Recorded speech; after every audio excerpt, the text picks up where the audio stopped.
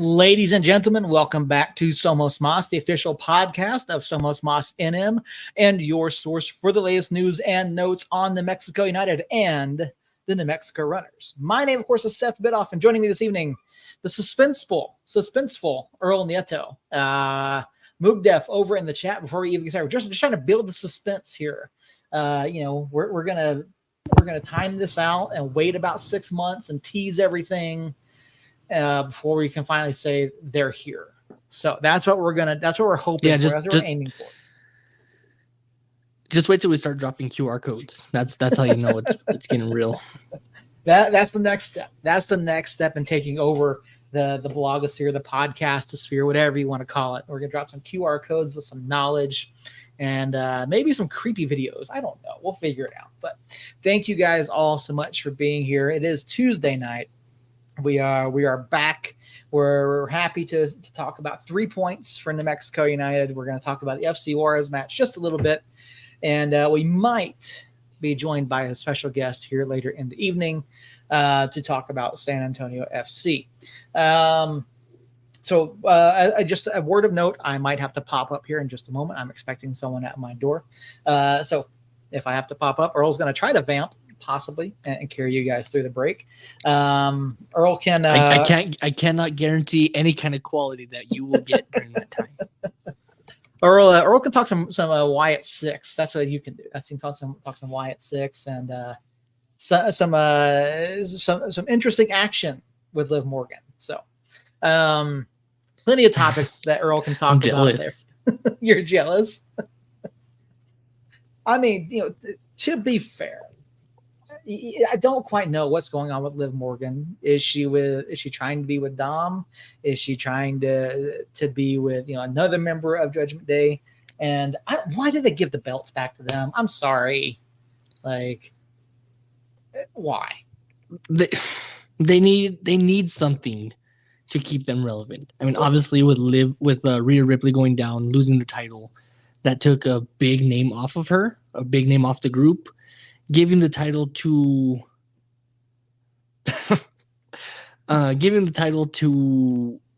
El Campeón, Damian Priest. I like that move. Unfortunately, Damian Priest doesn't have enough name power and star power to keep it going on his own. Mm-hmm. So giving the tag team titles to Judgment Day, I like the move.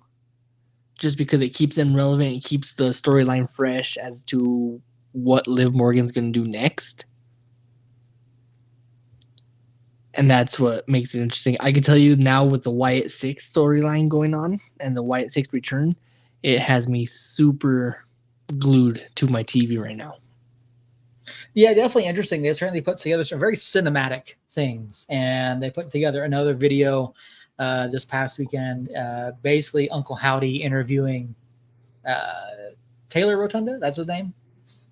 Yeah. So spoiler alert: Taylor Rotunda is the son of IRS Barry Windham, who is also the uncle to Bray Wyatt. Or let me get that right. IRS is Taylor Rotunda and Bray Wyatt, also known as Wyndham Rotunda in his real life. So Wyndham and Taylor are brothers. So I, in my wildest dreams, in my 31 years of watching wrestling, never would have expected to see that kind of interview. And it hit hard when the first thing that you get when the first question you're being asked by Uncle Howdy is, and I guess that could be a burning question, is how did you feel when your brother died? Mm-hmm. That hit me freaking harder than shit. And I was like, holy fuck, this just got real. Like, yeah, that is happening. Mm-hmm. So yeah, I'm looking forward to the storyline just because of it.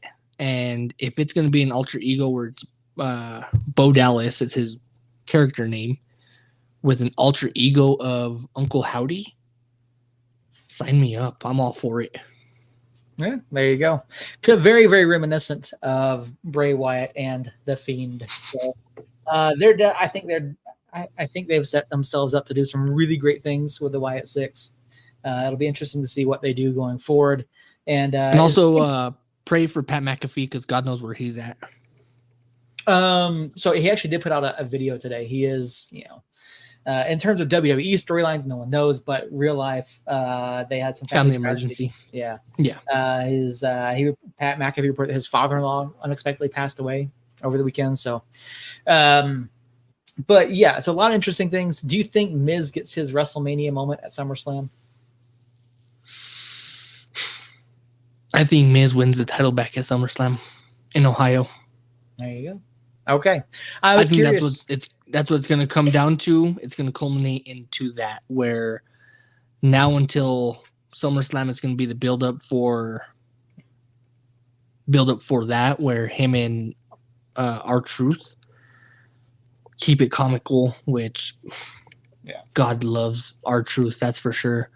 With this whole Tom and Nick Mysterio thing. Spoiler alert, that's actually Dominic, not Tom and Nick, but it's R-Truth, and I freaking love the shit of him. That's good. So with that, I mean, I honestly think that it's going to be the build up to having Miz and R-Truth re-win the titles back at SummerSlam. But ultimately, right now in the wrestling world, it is exactly what a wrestling fan wants. Wrestling is cool again. Professional wrestling is cool again. And with all the storylines that are happening, it's just, you never know what's going to come back, what's going to happen, what's going to be up your sleeve. And I'm trying to buy as much as time as I possibly can with this, but it's kind of hard doing a one-way segment. So I'm going to read some comments in the chat real quick and see what's going on. San Antonio sucks. I wish I was Dom too. Mudev, whenever you do come back, we can't wait to see you. So yeah, I mean, if you're a wrestling fan, cool. I mean, I know we're not here to talk wrestling. This isn't a wrestling podcast. If you're looking for the wrestling podcast, that's coming soon. I keep saying I'm going to put something out, but every time that something tries to come out, something else happens. And it just doesn't ever work out. So soon enough, if something's going to come out from Before the Bell, the other podcast that's not associated to this thing. Seth needs to hurry up, that's for sure. Because last time they left me alone, let's just talk about that. Last time they left me alone, doing my own thing like this, I kind of almost incited a world war with Saudi Arabia and Iran. So let's not do that again. Yeah, there comes Seth, thank God, because this fell off the rails quick. Kids are funny. which of course you are learning, Earl. You're learning that kids are funny. So yep. Oh, thank you, Jane. Thank you. I appreciate that. So we did kind of talk about it before, but I did. I don't do much on Facebook personally, but I did announce that on Friday I was awarded 2 awards from the New Mexico Broadcasters Association. One for Radio Station Website of the Year for 1017theteam.com, as well as one for social media integration for 1017theteam.com as well. So it was really really exciting. I wasn't expecting it. So the way those awards are designed is all of the categories are sent off to basically radio stations in other states. So it was voted on by people in Connecticut, Vermont, Minnesota, and like 6 or 7 different states. They all voted on the awards for New Mexico. So very, very cool night. Personally, excited about that. But, we are here to talk to New Mexico United. 2 matches last week. First up on the docket, the not so friendly match between New Mexico United and FC Juarez. That match ended up in a 4-2 defeat for New Mexico United. But to be fair, this was really two major points to take away from this match here, if you're asking me. The first off was the stark contrast and how the match played out between the first and second half.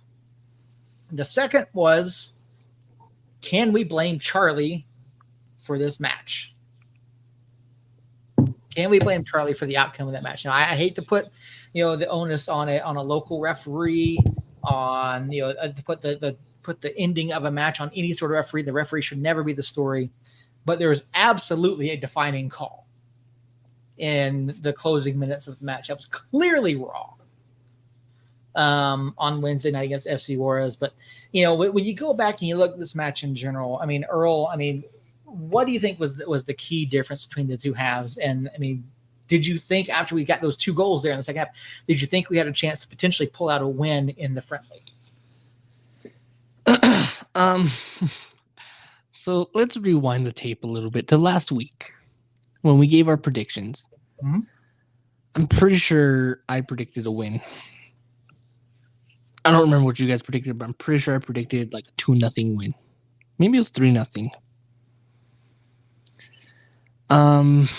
I was very wrong, obviously. I believe I said 3-0. When they scored within the first, I think, 13 minutes, I think it was, mm-hmm. I said, oh shit, we're going to get our ass handed to us. And then when they scored again, we're down 2-0 within 25 minutes. I said, this match is about to be a fucking slobber knocker. And then when we scored and it was 2-1, I said, okay, we might have a chance. And they scored again. I said, okay, that might be the score. 3-1. Okay, cool. And then we scored again. 3-2, and then I don't remember the end of the match, so you might have to refresh my memory a little bit. There's something else that I do want to talk about after this. Mm-hmm. And I can tell you now that a certain supporter group may not like this call, may not like this. Okay. Well, Earl, what are you going to do to blow up the United Nation tonight? Well, obviously so here's rule number 1 as a United fan, not as a journalist as we are, just as a fan in general. Stay off of Facebook after any match. Yes. Because, and I recommend that for about 3 to 4 days, maybe even a week.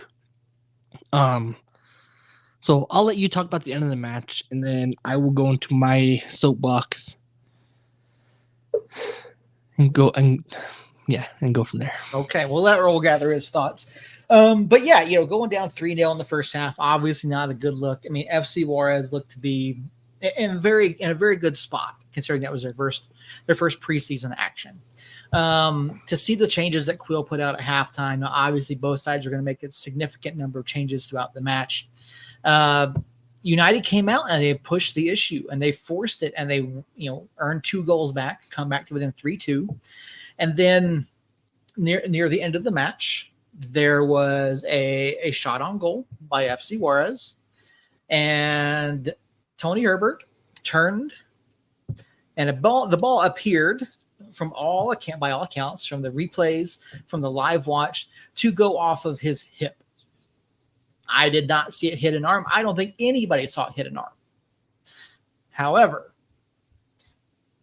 local referee Charlie saw it as a handball, called a handball against United, which gave FC Juarez a penalty kick with not much time left in the match to put them up 4-2. Now, I hate to make anything about the referee.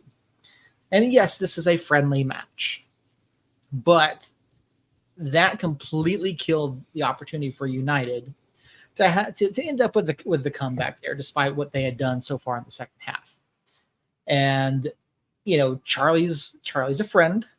He is a guy that that's mentored me as a referee, and I have another story about Charlie we'll get to later on as well when we talk about Colorado Springs. But in that moment, I couldn't believe that call.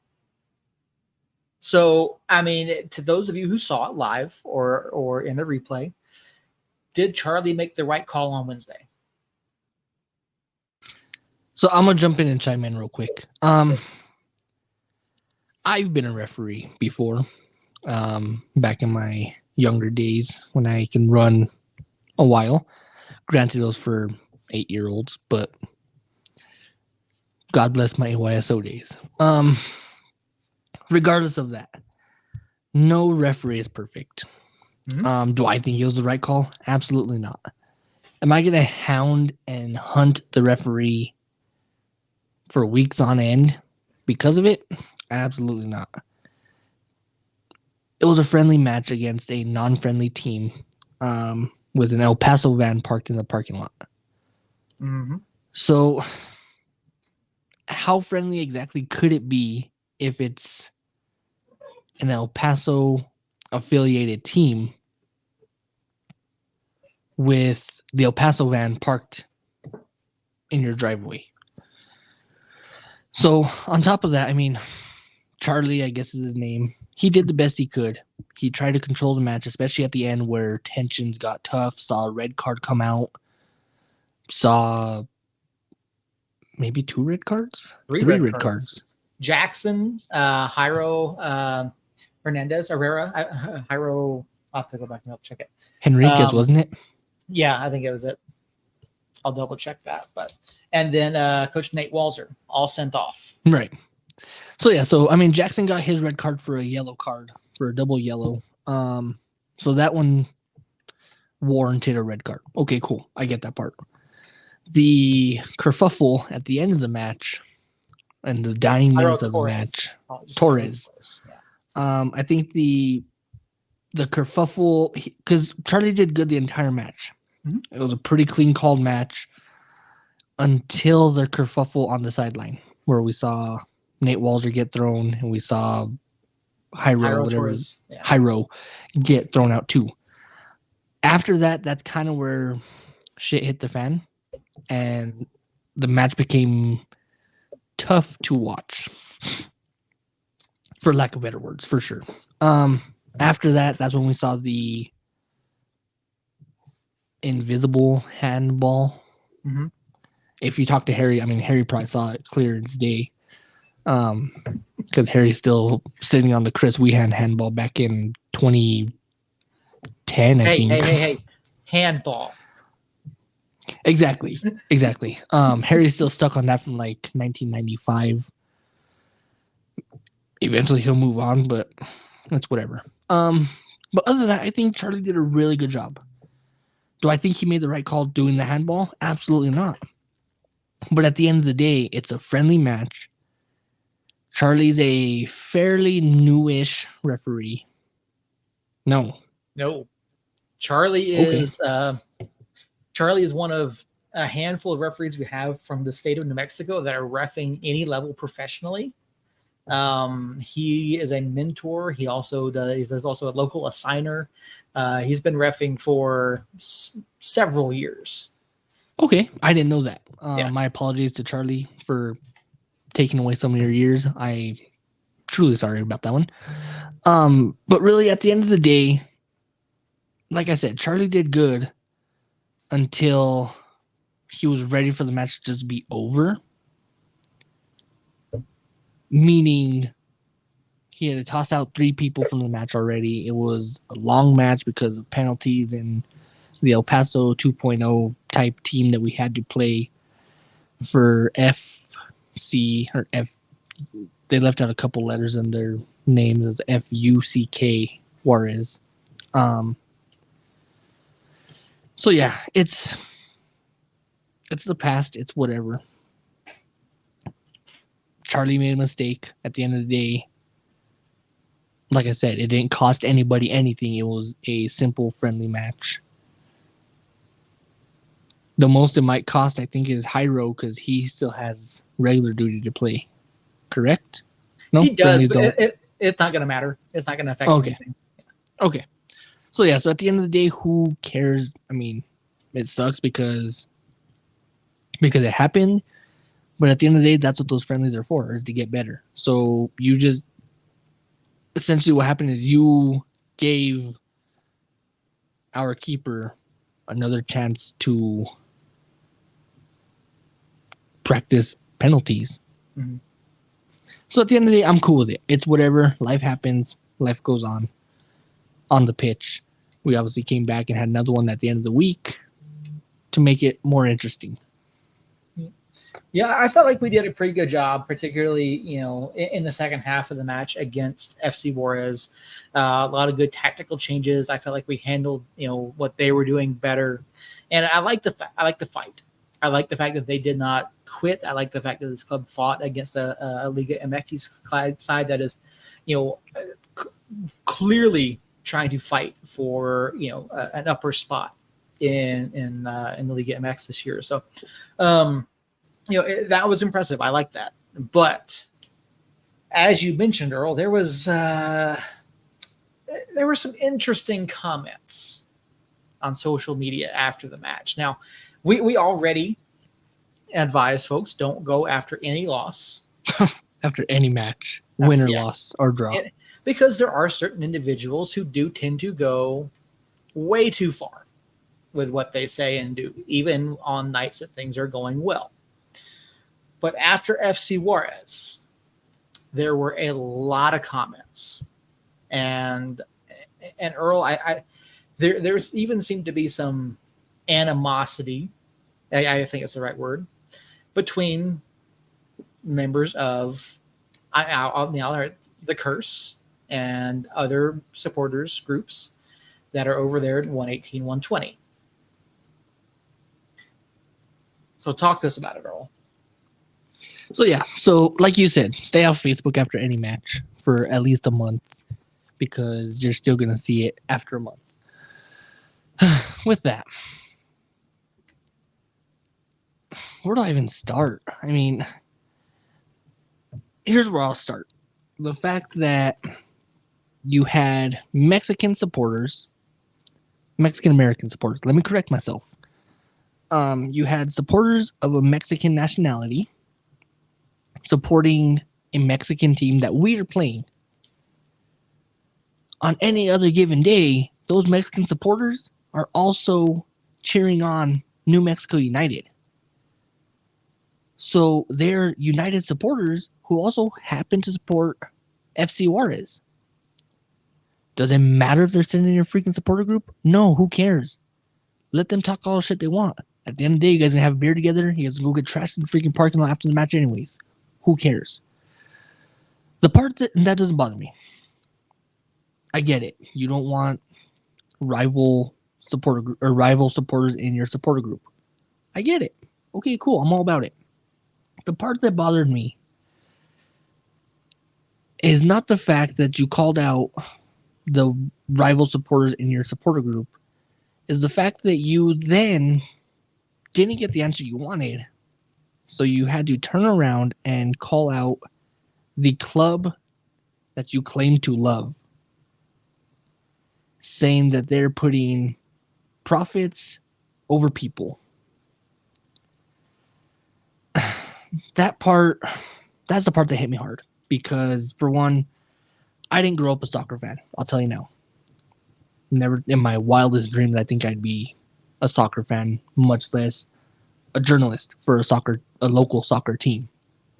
So seeing the fact that you're saying profits over people, knowing good and well what this club has been through in the young 6 years that they've been around, between a pandemic that they initiated vaccine clinics, a pandemic where they did parades for the nurses, a pandemic where they did supply drives for people who needed toilet paper because you couldn't wipe your ass, or water because you couldn't drink water, or go find a bottle of water and it was in any store. But United was doing all supply drives, the countless drives for people who are in need, the Ruidoso fires, the proceeds that they're giving away from the ticket sales, the drive to send supplies down the Ruidoso. I agree with you, and I as soon as when I saw that comment, I walked away from Facebook. I knew that if I commented, I would not have been happy. But my smart ass decided, you know what? No, because the person that did it, his significant other, makes tifos. So my comment was, I sense a tifo coming to the reply that I got from the president of this supporter group saying that they're not going to put their paint down because they'd much rather call out the club than put their mouth somewhere else. There's a million different things you could do to make tifos about. And I could be wrong. I'm not going to apologize for it, though, because I still believe that there will be a tifo coming out that says profits over people or some kind of bullshit that will be put out. And I'm sorry, kids, if you're listening to this, because it's something that's bothered me all week, for sure. But the supporter group president essentially said, in a nutshell, essentially learn how to watch soccer, do your research, because supporter groups do what they want, is essentially what they said. We're going to call it the club when we see fit. We're going to keep our supporter group engaged and involved in politics, which I do not believe in. That's my thing. There's a reason why I stopped following supporter groups and did not renew my membership with said supporter group, because it turned into a political affair, is what it essentially turned into. And I get it. You want a voice, and I'm all for it. And I'm sure there's probably some comments in the chat that are going to be bashing me. You know what? Go ahead. That's fine. That's what I'm here for. I'm all about it.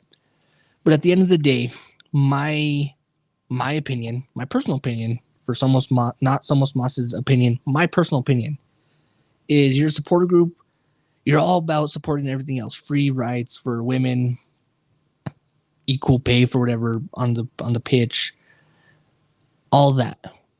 That's cool. I'm for it. LGBTQ, you name it. I'm all for the right stuff and the stuff like that. I'm not for calling out the club that works day and night to ensure that this club stays in this state. When there was nothing else going on, who was around?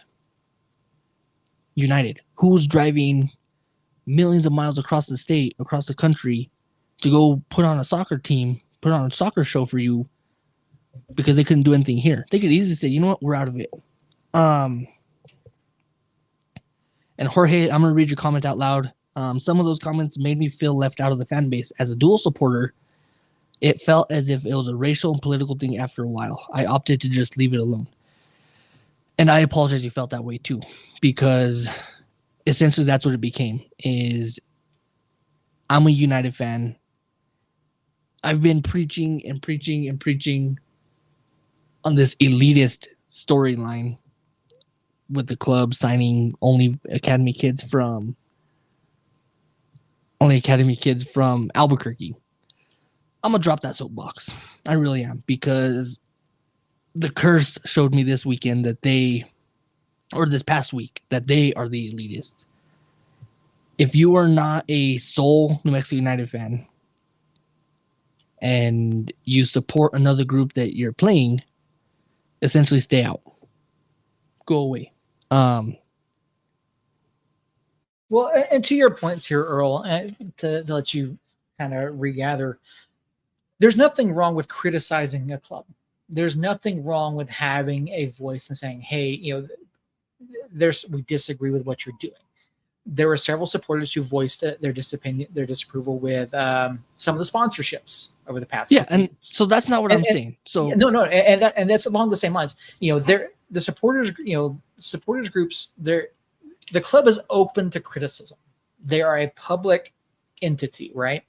They're open to criticism, and you see members of the club. You see Pete, you see Ron, you see David, you see Chanel. You see them all out on Facebook addressing the comments and the concerns.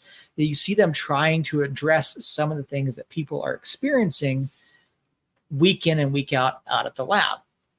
Now, Ron even took to Facebook and responded, and I believe it was in the same thread, saying that Isotope Security was actively trying to remove people who were causing issues in the supporter section. And ultimately it got to a point where they were unable to police it well enough to keep those individuals out. Now, while I think that falls more on Isotope Security than anyone else, but the club has always been vocal about if someone is doing something that they shouldn't be, call it out. And Justice says, right, there's a way to approach constructive criticism via blasting and attacking. I completely agree. The club will listen to your complaints and your criticisms, and they'll do what they can to address things. Now, is there a perfect world in which, that this isn't going to happen? I mean, if you look at this in the scope of a season, if you look at this in the scope of, compare it to, say, El Paso actually coming to town, there is an away section. Blocks of tickets are specifically sold for away supporters. But in a match like this, where, like you said, Earl, you have folks who here in New Mexico are diehard Liga MX fans. They're diehard supporters for clubs, in Liga MX. They follow the league. They know the players. They know the clubs. And, for someone who may not necessarily watch New Mexico United, but is an FC Juarez supporter, this is an opportunity for them to come in and see that.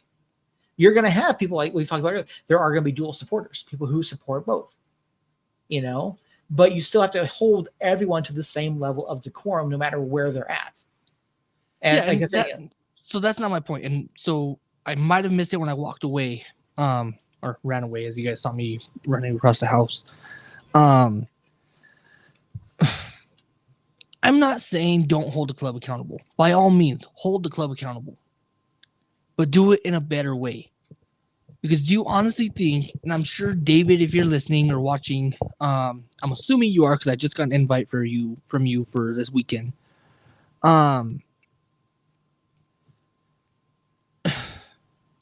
If you want to call out the club, do it. Like I said, that's your right. By all means, who am I to stop you from saying it? But do it in a better way. Because do you honestly think the club wants to wake up on a Thursday morning and see all these comments of them bashing, when the club has always said, our door is open? Go to the corner of Carlisle and Central, walk in the front office, and talk to the club.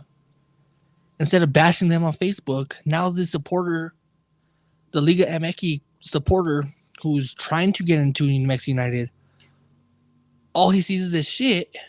How is he supposed to want to stay and support the club when all he sees is profits over people? The club doesn't care about me. The club doesn't care about who I am and why I'm here. I don't agree with what the club is doing. No, it's all inclusive. That's exactly what this team is about. Is including everybody from every walk of life, whether you're poor, rich, black, white, Hispanic, Native American, whatever you want to be, you're included. So if I'm a new supporter and I see that, I don't want to be part of this, because if that's what my team supporter group is basing themselves off of, I'm out. Don't even include me, because if that's what I'm going to see. The group as a whole, the cursed leadership, should, instead of going to Facebook and calling the club out that way, go to the front office, open 9 to 5, and talk to the leadership there. Leadership to leadership, be diplomatic about it and say, hey, look, this is how we feel. How can we fix this? But instead, you get stupid comments like profits over people. How do you think the club wants to react? The club probably wanted to react in a different way that Ron Patel did. Which, Ron, I commend you.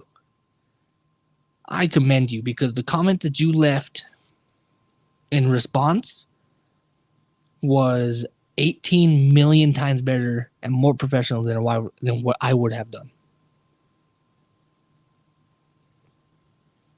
Yeah, and that's one of the tough parts about it. And like just saying, supporters groups do need to hold the club accountable. Yeah, absolutely. Not just supporter groups, supporters.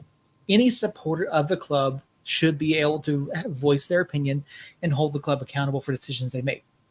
The club is supposed to be united. The supporters are supposed to be united. I've talked about it, back in year one. I had issues with the leadership of the Curse back then. I was on a different podcast and I was publicly called out by Curse leadership back in 2019. That, what, I'm entitled to my opinion as well. I do my very best to try to stay, I don't want to say polite, but professional about it. But even then, as a professional, as a media member, we can write opinion pieces. You could write an opinion piece. You could write a letter to the editor. You could write a letter to the club. You can reach out and give your opinion. But I agree. The comment, people over profits over people, was vastly short-sighted and uncalled for. And now I don't want to excuse the actions that were taking place. If people were doing things that they were not supposed to, which there were plenty of reports of that, they should have been removed. And again, Ron Patel came out and he addressed it. He said Isotope Security did what they could to remove as many people as they possibly could that were causing issues within the supporter section. Ultimately, it got to be too much. And yes, there are limits to what everyone can do in situations like this. And it's unfortunate that it happened. And, Ron and David, they've all come out, they've said, we'll learn. We'll learn from our shortcomings and we'll address it. Now, the thing is, until we get our own home stadium, there is a limit to what the club itself can do. They are at times at the mercy of the Isotopes and Isotope staff and what the rules and policies and procedures of the lab are. But ultimately, if you're a fan, if you're in the stands, no matter where you're at, there is a certain expectation of how to handle yourself as a human being that everyone should follow. Like, yes, supporters groups are loud and rowdy, and we have phenomenal fans. We have the best damn fans in the league. But if you start going and doing some of the things that these people were doing, I don't care who your supporters group is. I don't care what club you support. You should not be there. Also trying to not allow people in FC Juarez gear in 116 and 118, but then they just went and changed to get into this. Yeah, exactly. So again, that's one of those things. The club has limits on what they can do. Isotope Security did what they could.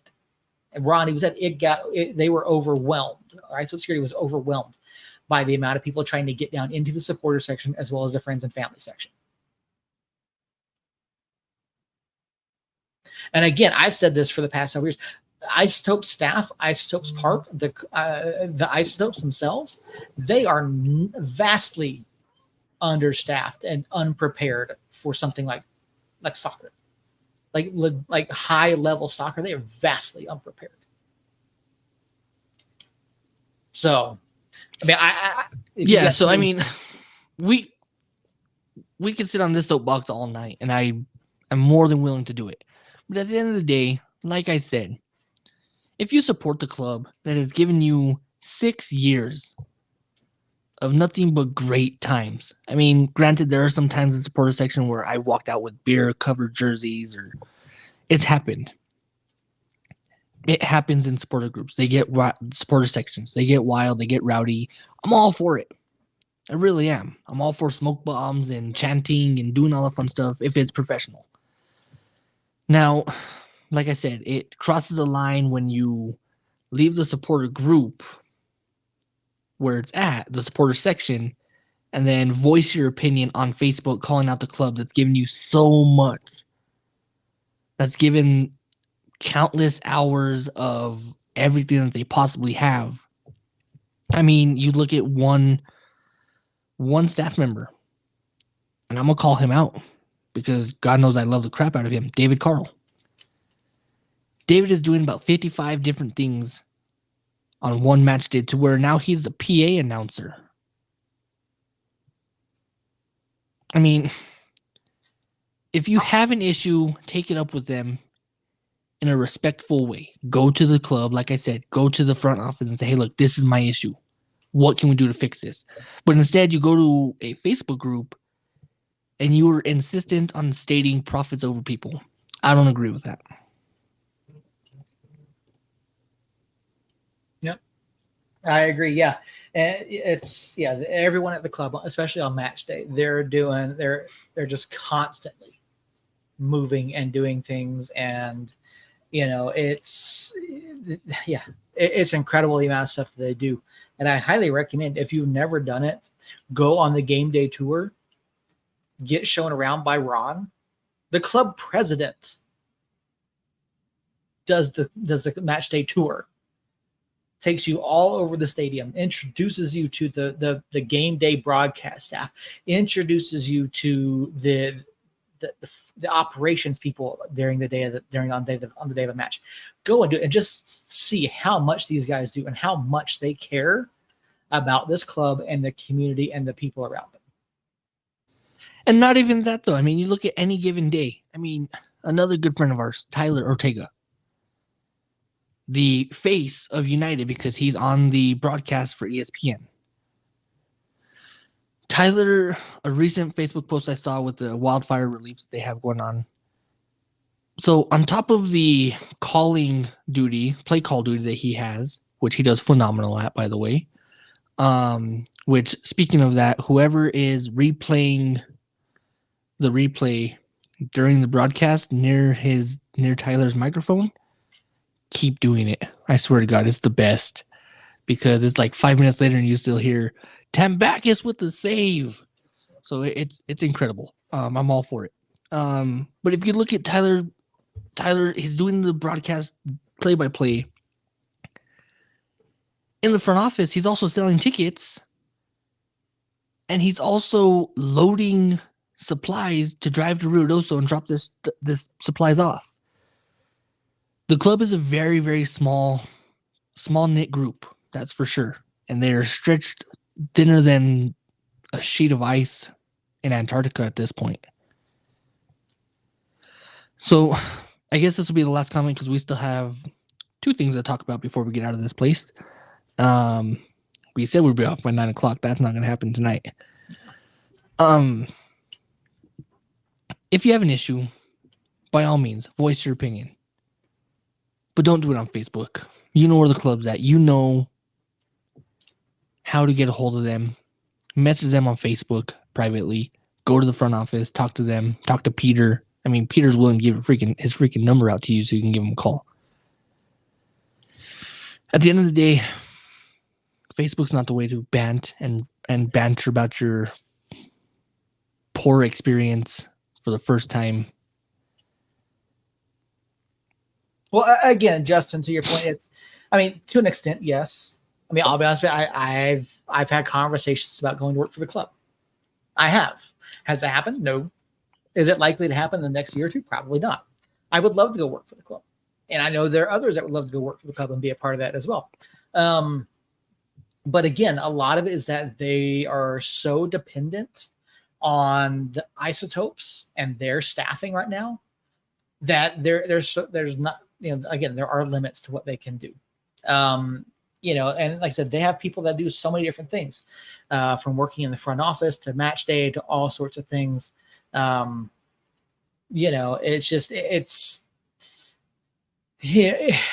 hard to really say, yes, no to some of these things. It's hard to say, here's what we think would help, people over profits for people is such a remarkably ill-informed knee-jerk comment. I can dismiss it because I know better from all my firsthand interactions with the club, but too many people don't make the effort to learn or know better. I agree. I completely agree with that. And it's one of those things, until people involve themselves and really pay attention to what the club does on a day-to-day basis, it'll always be that way. So, all right. Earl, you ready to talk about some Colorado? Yeah? All right, let's do it. Enough soapbox for today. We'll stick it back under the desk just for a little while. I'm sure this may come up again at some point. But in the meantime, United got back to league play on Saturday, welcoming in Switchbacks FC, who they, heading into the weekend, were undefeated. 5 matches of Colorado Springs here at the Lab. And with a 1-0 win, they made it 6 matches in a row against Colorado Springs at home. Talon Maples, the lone goal in this one, redemption. A great story over on USLChampionship.com. If you haven't gone over to read it, I highly suggest you do. Talking about the mental error last week against Memphis, to coming back and then icing the match here against Colorado Springs. And Earl, realistically, I mean, coming into this, we all thought United was going to win. We did have concerns about how Colorado had been playing. They've been one of the hottest teams in the league over the past 5-6 weeks, and they had really made a charge and were figuring things out. But in this match, there were so many good things that New Mexico United did. And that's not to say that Colorado Springs didn't do good ones as well. But New Mexico United dominated possession in this match. They had the better looks, in my opinion, particularly in the second half. And they really, and this is the first time I've really seen us be effective out of the backfield against a high press. Now, correct me if I'm wrong, but I mean, to me, this is I have to say this is the best we've seen it, because we've seen them struggle playing out of the back, but here they seem to find the right passes and people were in space and doing all the right things. I mean, Earl, what did you see when you watched how Colorado was pressing and how we handled that? So first off, I'm going to put it at this. I take my hat off to Colorado. That's for sure. They, like we said it last week, they have a really good hand right now. I mean, I think they're still sitting 4th or 5th in the West. They are doing really good things. That's for sure. They started off super, super slow. That's for sure. But the fact that they went the distance, and we're going to put it at that. They went the distance with the best team in the West for 92 minutes. Has to go somewhere and say something about it. That's for sure. It definitely said something about the kind of team that they are. And at the end of the day, if it's not because of that penalty, it's a 0-0 draw. But United, I mean, that's what we're here to talk about is United. You said it, they played super, super efficient out of the back, which I've never been a fan of. I've called it out before. I've never been a fan of how we play out of the back because we invite the pressure. But something was different this time. Even though we invited the pressure with one of the deadliest shot takers in the USL, in Ronaldo Damas, I mean, that's a bold move. That's a bold move, Cotton. That's for sure. Damas inviting pressure. Yeah, you're inviting one of the deadliest shooters to come steal the ball. One mental error, and that ball's in the back of the net. It's 1-0 at least. Mm-hmm. But the way we handled it was super, super efficient and really good. I was surprised.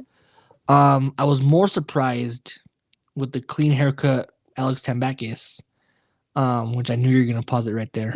And I'm actually okay with it. Talk about this fella for a minute. So let's talk about this guy. The guy that's paused on your screen, number 1, Alex Tambakis. Everyone knows I'm not a huge fan of Alex. Never have been. But I actually put it in the group chat before anyone else said anything. Alex was freaking standing on his head. And he definitely put a showing and impressed me for sure. And that's hard to do, especially with 4 years. 4 years? 4 years of Alex, and about 3.5 of those with me bashing him, calling him out for a lot of crazy things he's done. To the point where it even went into last week. But this week, I can't say anything bad about Alex. He was there when he needed to. He reacted how he needed to. And kept a clean sheet against a really dangerous Colorado team. I mean, yeah, Colorado is sitting 4th or 5th. 7th now. 7th because of the loss. Okay. Regardless, they're still in a playoff position. Yep. And like I said before, I started it with they went the distance with one of the best teams, and I'm going to say one of the best teams in the league. And all it would take is one Alex misstep for us to be talking about a draw or a loss. But Alex didn't do that. So I will bite my tongue on this one. And yes, Alex did good. Man of the match definitely goes to Alex. Even though Talon scored, Mm-hmm. man of the match, in my opinion, is Alex because of his clean sheet, his ability to hold where he needed to, react how he needed to, and communicate. You could see the communication happening. I wasn't at the match, but you could see the communication happening throughout the entire match from Alex, knowing what was at stake, knowing that a simple mistake could have turned into 3 points the other way. Mm-hmm. And us talking about a loss. But Alex didn't do that. So, like I said, Alex was my man of the match this week. Yeah, I had him as mine as well in my recap of it. And, it five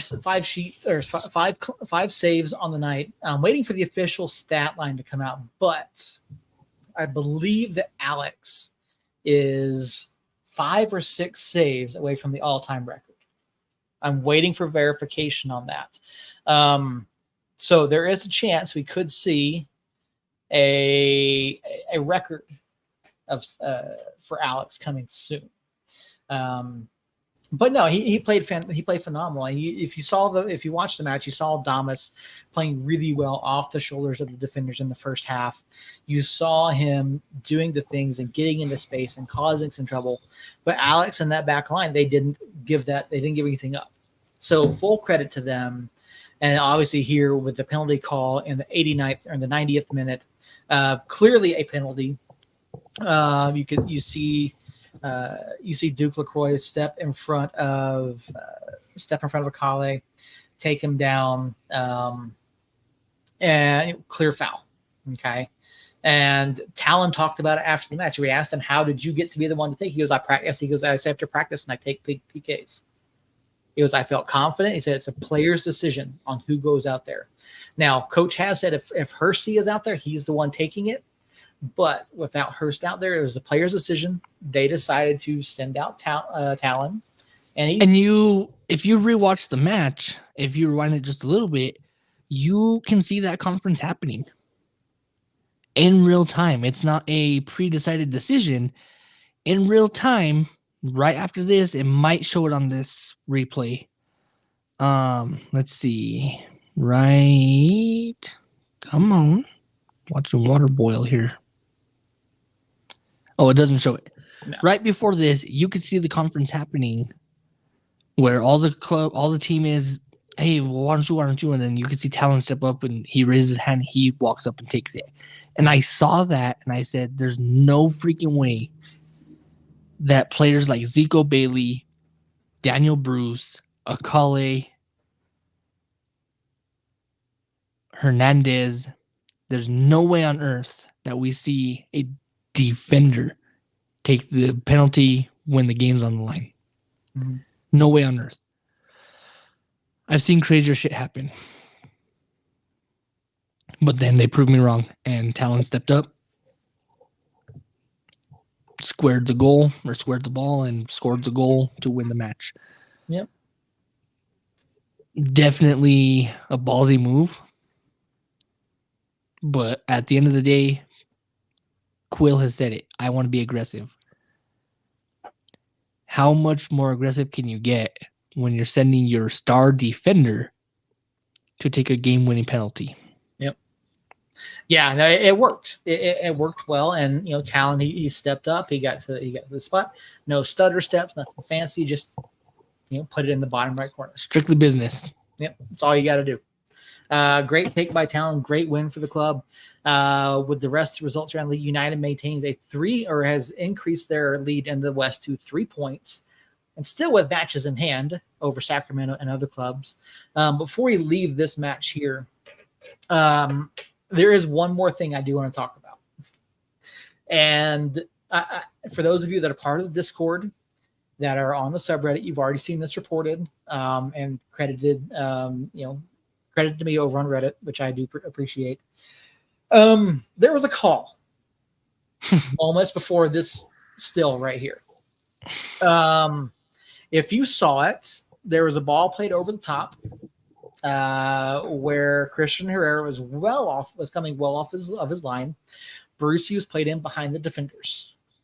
I want to say, before you continue, I want to say Christian Herrera was almost midfield or trying to make his way back because he pulled himself up for the header. Yeah, he'd been working his way back and was coming out to meet the ball at that point. So the ball gets played over the top. Brucey's up top at this point. He goes to play it, and every angle that I had seen watching it live, Brucey looked onside. There is a clip over on the subreddit. It's probably in the Discord as well, of the exact moment where the ball is played over the top. Brucey is onside.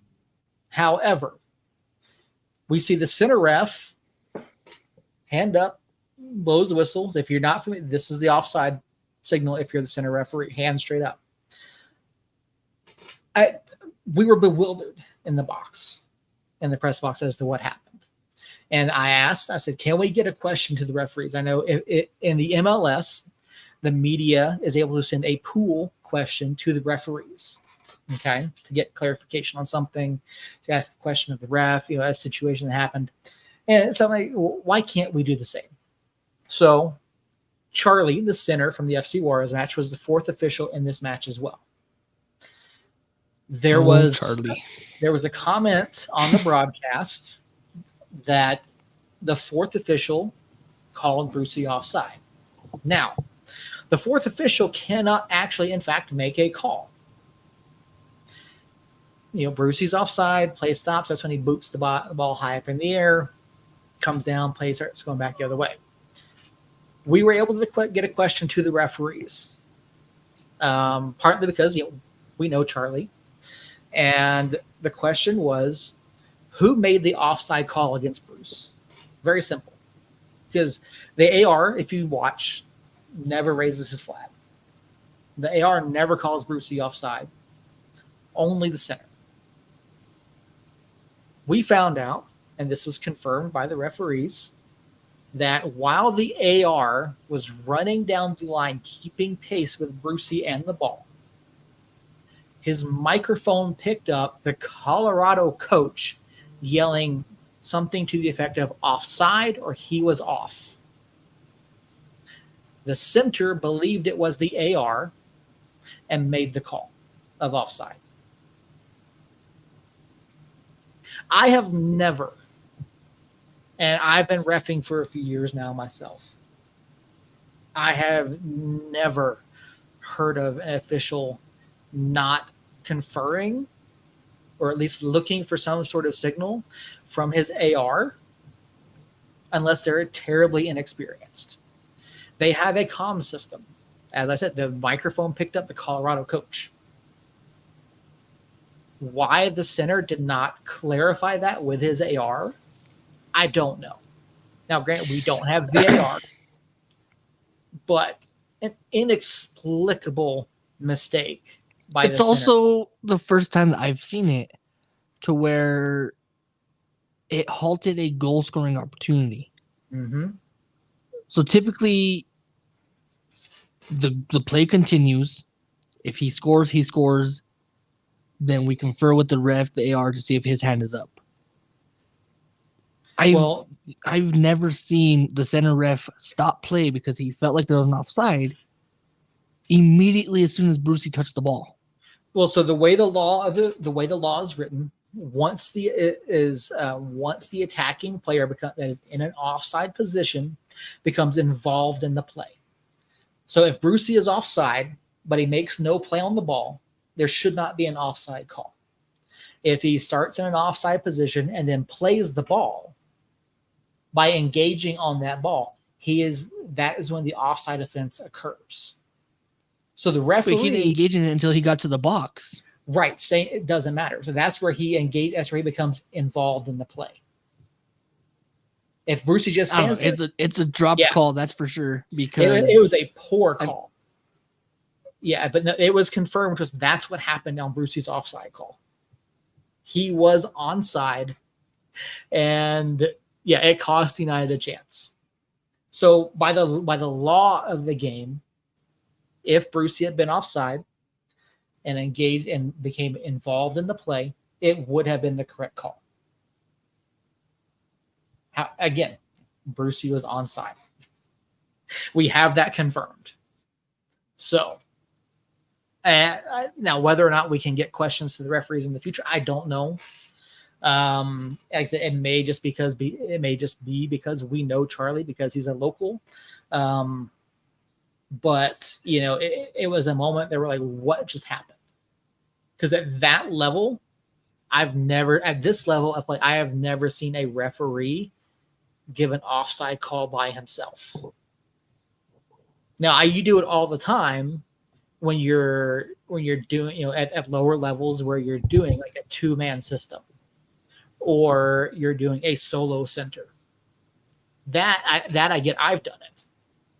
It's incredibly hard to make that determination by yourself. But at this level, I have never seen that. And again, the fact that he did not confer with his AR, because the AR, if he had seen Brucey offside, he would have stopped at the point where the offside offense occurred and raised his flag. So take that for what you will. A goal, possibly prevented by the head coach of Colorado Springs. United still gets the win, stays atop the West. And talk about the 12th man. Yeah, no kidding. Everyone likes to say what's the Seattle Stadium, the Seahawks Stadium, or the home of the 12th man. I can't remember the stadium right now, but Lumen Stadium. Lumen Stadium. Okay, I mean it's legit 12th man right there, Colorado Springs coach. But United still gets to look forward to a match this weekend on the road. San Antonio FC. New Mexico United beat them the last time out back in May by 2-1 over at the Lab. San Antonio right now kind of faltering a bit. If you go and you look at the table, San Antonio was on a bit of a downswing. I had hoped to get Harry Austin, friend of the show, on tonight so that we could talk with him about what exactly is going on in San Antonio. We know that earlier this year they were dealing with a number of injury concerns. I'm not 100% sure if that's still the case, but if you go and you look at the table right now, like if I'm a San Antonio supporter, if I'm San Antonio media, I'm concerned about this.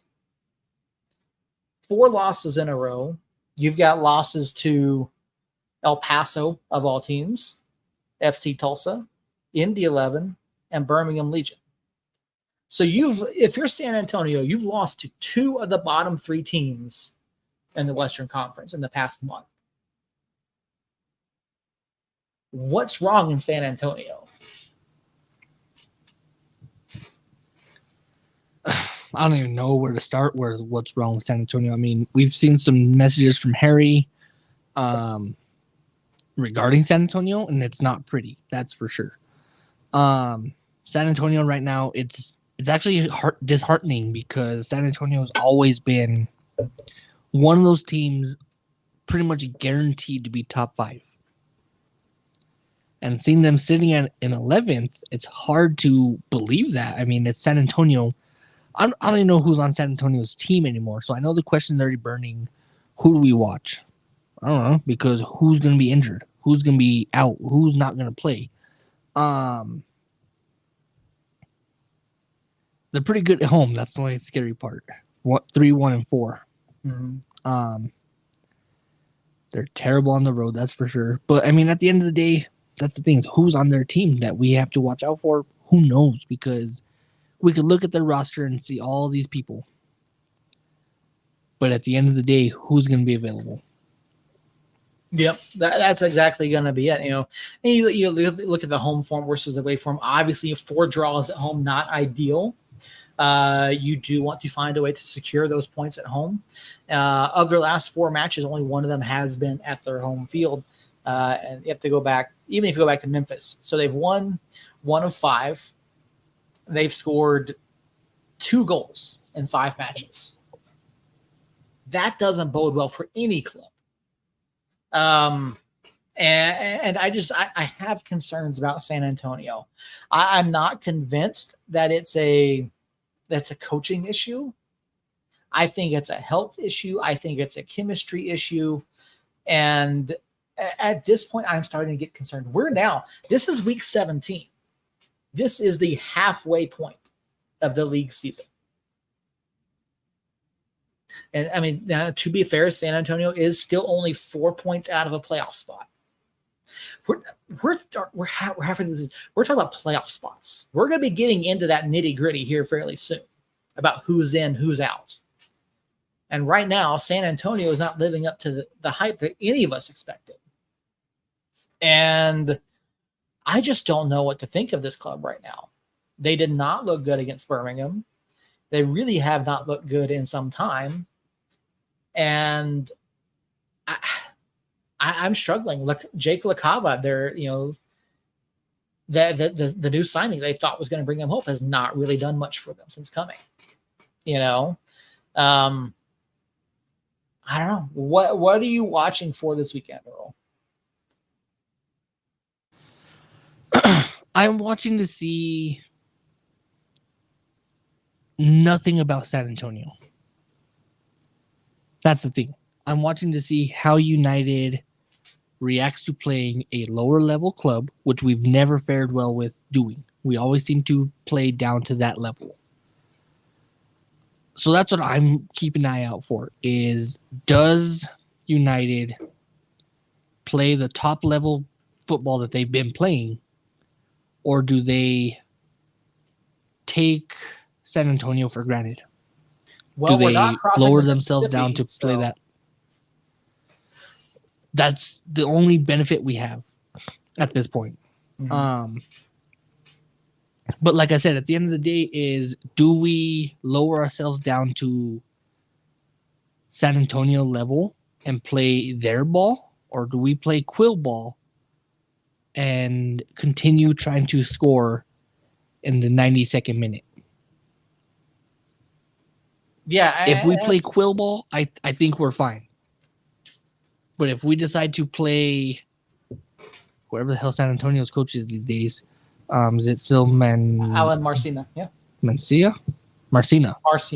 If we play Marcina ball, which is not doing too good right now, and it's nothing on the head coach. Alan Marcina has always been good.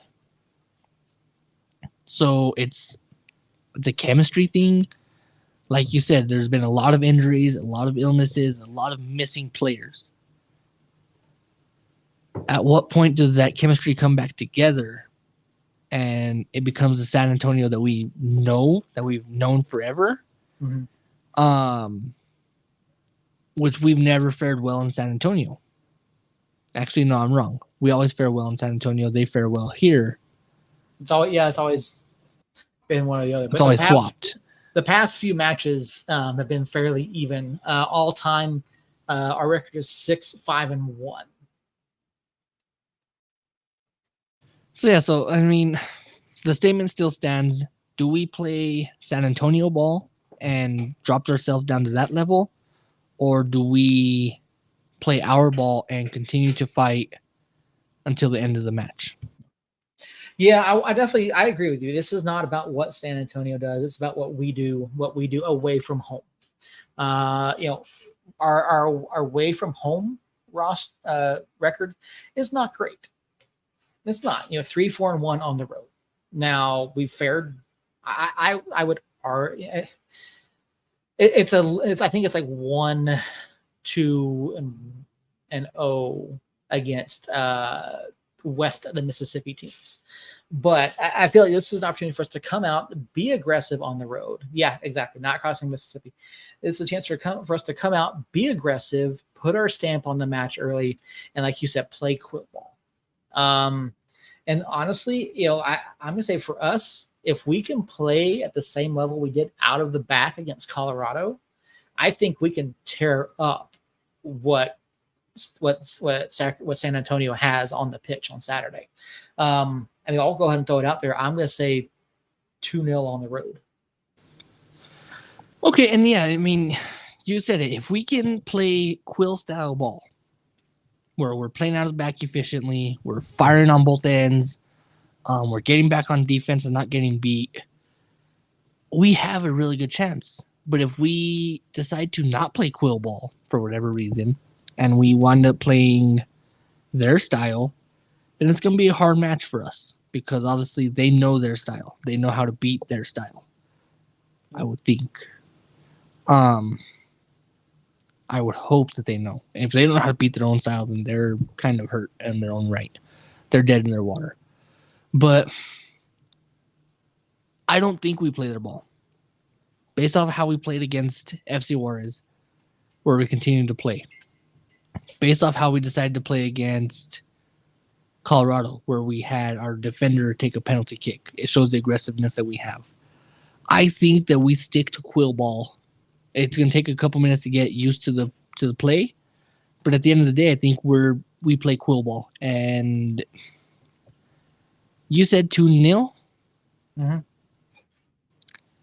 I think we finally get our 4-bagger. 4-0. There you go. 4-0 from Earl. All right. Aggressive by Earl. So there you have it. It's an aggressive call because we're an aggressive team. And with the aggressive team going against a team that can't seem to get on track right now. And I say right now because San Antonio eventually will get on track. Mm-hmm. So when an aggressive team goes against a not aggressive team, one of two things can happen. One, we score all the goals in the world. Or two, we don't score nothing. At this point in time, I think we are firing efficiently to score those goals. So that's why I say 4. All right. And that's not the Earl. That's not the funny Earl math. That's just a simple hot take Earl. Have you run the hashtag Earl math yet? Actually, I have not. I'm a little behind on it. I will get caught up probably tomorrow morning, and I will put it out on the page on what Earl math says, and we'll go from there. All right, sounds good. Well, I think that's going to just about do it for us this evening. Earl, any final thoughts, or are you good? I think I'm good. Actually, I'm not good because last week I know we were praying for Rudoso. This week we need to continue to pray for Rudoso, obviously, but now if we can include my neck of the woods up here in Vegas, because Vegas is now flooding from the Hermit's Peak Calf Canyon fire. We've had a lot of rain this past few weeks, and the city of Vegas is now flooded on a control water ordinance, control water ordinance, to where water's being distributed and sandbagged and stuff like that. So keep them in your prayers as well as Rudoso. And let's go for 3 points this weekend. All right. There you have it, folks. For Earl, for Jacob, for myself, thank you guys all so much for being over in the chat. Moogdef, Justin, Jane, Jorge, Harry, appreciate you stopping by. Raising Anchor, missed the comment up here. Local ref Charlie practice for his future CONCACAF gig. There you go. I don't know how that comment slipped by, but it is absolutely there. So thank you guys all so much. Raising Anchor, by the way, quickly, 5-2 win over Lou City at the weekend. So congrats to Raising Anchor on a big time win over there. Absolute great showing. That definitely wasn't on my bingo card. Nope, that was not. To be fair, the last time Lou City gave up 5 was to San Antonio, and then they went on to win, I believe, the next 2 matches in a row. So maybe you've woken a sleeping giant over there. Who knows? But anyway, in the meantime, thank you guys all so much for being here. Thank you all for watching and for listening across your podcast feeds, whatever you choose to listen on. Please rate, review, subscribe, all those fun things. All of your feedback does help us in every show that we do. So yeah, for all of us, looking forward to Saturday. And until next time, Somos Unidos.